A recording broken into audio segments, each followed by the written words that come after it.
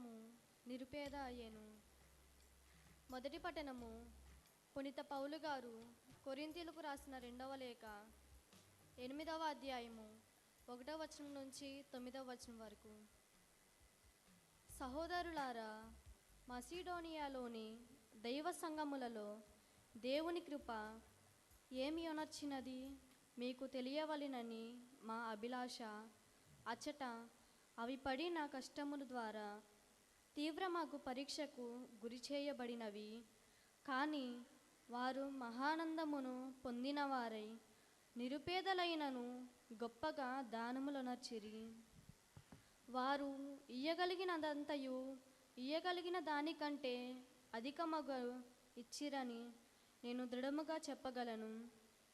దైవ ప్రజలకు సాయమొనర్చు అవకాశము కొరకై వారు మమ్ము బతిమాలుకొనిరి, పట్టుబడిరి. మొదట వారు ప్రభువునకు ఆత్మార్పణము కావించుకొనిరి. తదనంతరము దైవ సంకల్పముచే మాకు కూడా తమ్ము అర్పించుకొనిరి.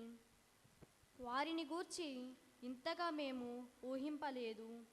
కనుక ఈ పనిని ప్రారంభించిన తీతునే ఈ పని కొనసాగింపుమనియు ఈ ప్రేమపూర్వకమగు ఈ ప్రత్యేక సేవను మీ యందు పూర్తి చేయమనియు అర్థించితిని. విశ్వాసములోను, వాక్కులోను, జ్ఞానములోను, ఆసక్తిలోను, మాపై మీకు గల ప్రేమలోను అన్నిటను మీరు భాగ్యవంతులే.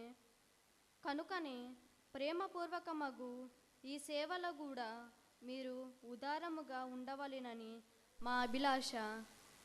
నేను ఏ నియమములను వ్రాయుటలేదు, కానీ సాయమనచుటలో ఇతరులు ఎంత ఆసక్తి చూపుచున్నారో మీకు ప్రదర్శించి మీ ప్రేమ ఎంత నిజమైనదో తెలుసుకొనుటకు నేను ప్రయత్నించుచున్నాను.